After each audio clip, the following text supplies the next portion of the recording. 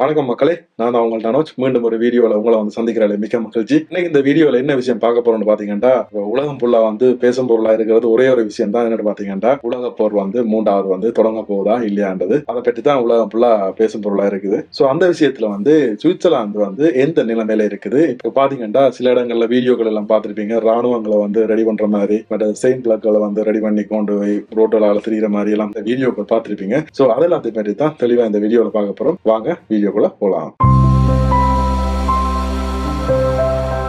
Switzerland ஒரு நடுநிலை நாடா நீண்ட கால வரலாற்றை கொண்டிருக்குது. என்னன்னு பாத்தீங்கன்னா, ஒரு போர்ல சேரவோ அல்லது ஒரு நாட்டுக்கு பக்க சார்பாக இருக்கவோ சுவிட்சர்லாந்து ஒத்துக்கொள்ளாது. ஏன்னு பாத்தீங்கன்னா, அதுக்கு காரணம் அவங்களோட சர்வதேச நடுநிலை கொள்கை. அதாவது எந்த ஒரு நாட்டோடையும் சேரக்கூடாதுன்றது அவங்களோட கொள்கையா மெயின்டைன் பண்ணி கொண்டு வராங்க. மற்றும் பாத்தீங்கன்னா, இந்த சுவிட்சர்லாந்துக்கு போர் வந்தா தடுக்கிறதுக்காக ஒரு வலுவான இராணுவம் சுவிட்சர்லாந்துல இருக்கு. அதாவது 2024 மார்ச் மாதத்தின் கணக்கின்படி சுவிட்சர்லாந்து 1,47,000 ராணுவத்துல பணிபுரிகிறாங்க. அதுலயும் 47,000 பேர் முழு பயிற்சியும் எடுத்தாக்களாகவும் மிச்ச ஆக்கள் இப்ப பயிற்சி எடுத்து கொண்டிருக்கிற ஆக்களாகவும் இருக்கிறாங்க. மற்றும் இன்னொரு ஸ்பெஷாலிட்டி இவங்களுக்கு இருக்குன்னு பாத்தீங்கன்னா, மக்கள் ராணுவம். அதாவது சுவிட்சர்லாந்துல இருக்கிற இங்க பிறந்தவங்களா இருக்கட்டும், இங்க குடியுரிமை பெற்றவங்களா இருக்கட்டும் சரி, 26 வயசுக்கு முன்னாடி இருக்கிற ஆண் மகன்கள் எல்லாருமே ராணுவ பயிற்சி பெற்றுக்கணும்ன்றது இவங்கள்ட்ட கட்டாயமா இருக்குது. அதாவது அப்படி பாக்க போர் ஒன்று உருவாகி வரைக்குள்ள மக்களை திரட்டி போருக்கு ராணுவத்தை அனுப்புறது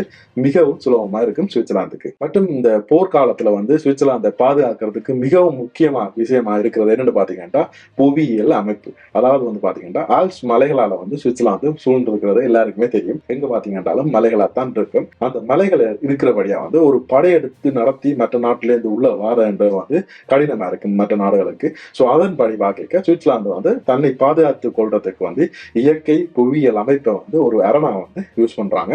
அதுலயும் இன்னொரு விஷயம் உண்டு அதுல செய்து வச்சிருக்காங்க. என்னன்னு பாத்தீங்கன்னா, அந்த வேறு நாடுகள்ல இருந்து உள்ள வரக்கூடிய வழிகள், அதாவது பாத்தீங்கன்னா பாலங்கள், சுரங்கங்கள், வீதிகள் எல்லாத்தையும் பாம்ப்ஸ் மூலம் இவங்களே செல்ஃப் டிஃபென்ஸுக்காண்டி அதை உடைச்சிடுவாங்க. அதாவது ஒரு போர் உருவாகல என்ன செய்வாங்கன்னு பாத்தீங்கன்னா, அந்த எந்தெந்த வழியால உள்ள வரலாமோ, அதாவது போர்டர்ஸ் மூலம் எந்தெந்த இடத்தால உள்ள வரலாமோ அந்த இடங்களெல்லாம் இவர்களே குண்டு வீசி தகர்த்து விடுவார்கள். அது இவங்களோட ஒரு ஐடியாவை இருக்கு. அதன்படி பாத்தீங்கன்னா, சில இடங்கள்ல அந்த பாம்ப்ஸ் எல்லாம் ஆல்ரெடி, அதாவது இப்ப வைக்கல நீண்ட காலமா பாம்ப்ஸ் எல்லாம் பச்சவடியே இருக்கிறதாகவும், இப்படி ஒரு பிரச்சனை அதை தகர்க்கிற வண்ணம் ரெடியா இருக்கிறதாகவும் சொல்லியிருக்காங்க. ஆனா இதோட உண்மைத்தன்மை எவ்வளவு இது தெரியல. ஆனா இப்படி ஒரு நியூஸ் நானும் பார்த்திருக்கேன். அதே மாதிரி நிறைய பேர்ட்ட கேட்டு அறிஞ்சிருக்கேன். அதன்படி இப்படியான பாலங்கள் மற்றது இப்படியான வீதிகள் அப்படி எந்த பக்கத்தால சுவிட்சுக்குள்ள வரலாமோ அந்தந்த இடத்தை எல்லாத்தையும் இவங்களே தகர்த்துடுவாங்க. அதாவது உள்ள வரவிடாம தகர்த்து அதை முறியடிப்பதுதான் இவங்களோட முயற்சியா இருக்கு. மற்றும் சுவிட்சர்லாந்து உலக நாடுகளோட ஒரு நல்ல சர்வதேச உறவை பேணி வர்றபடியா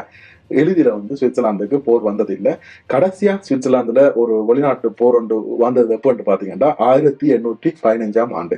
அதுக்கு பிறகு உள்நாட்டுல சில கலவரங்களும் உள்நாட்டு, அதாவது சிவில் வாரம் சொல்லுவாங்க, அதுவும் நடந்திருக்கே தவிர வெளிநாடுகளுடனான போர் இதுவரைக்கும் நடந்ததில்லை. ஏன்னு பாத்தீங்கன்னா, இதுக்கு ஒரே ஒரு காரணம் தான் அந்த நடுநிலை தன்மை.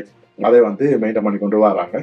சோ அப்படி பார்க்க இன்று வரைக்கும் சுவிட்சர்லாந்துக்கு போர் ஆபத்து கிடையாது என்றதுதான் ஒரு உண்மை. ஆனாலும் இப்ப உலகத்துல நடக்கிற விஷயங்கள் எல்லாம் பார்க்கல அது அப்படியே மெயின்டைன் ஆகுமா இல்ல இடையில சேஞ்ச் ஆகுமா என்றது யாருக்குமே சொல்லலாது. ஏன்டா உலக அரசியல் கொஞ்சம் டிஃப்ரெண்ட் ஆனது. சோ அதை படிச்சு கொள்றது என்பதை பெரிய விஷயம்.